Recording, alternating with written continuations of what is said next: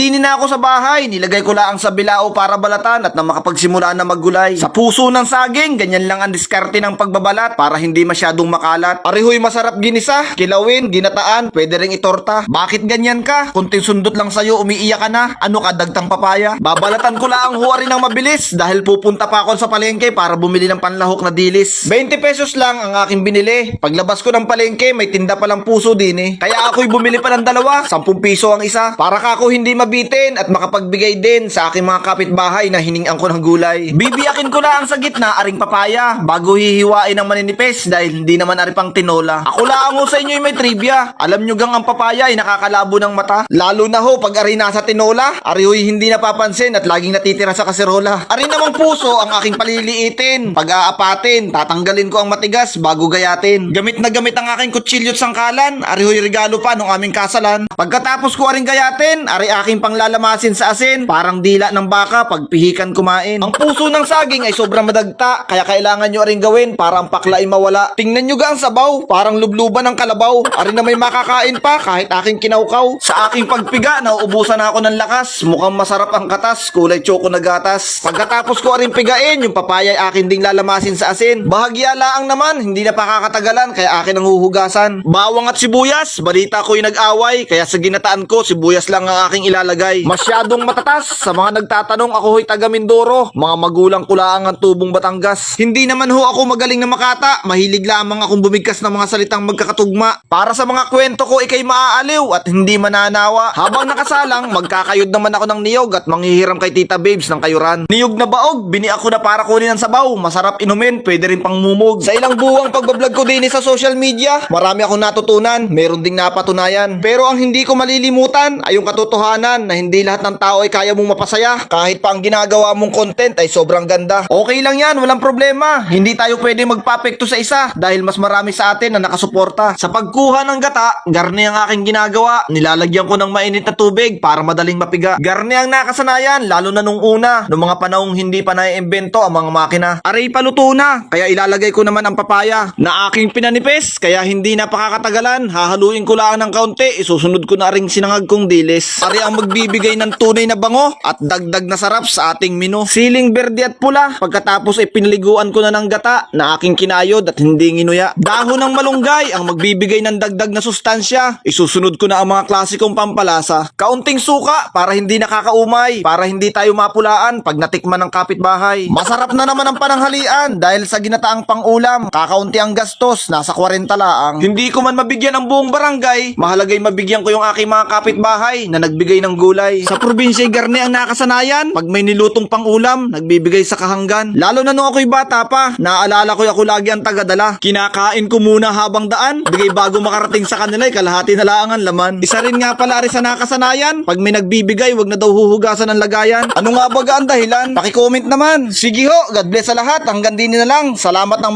maraming sa inyong panonood. Paalam!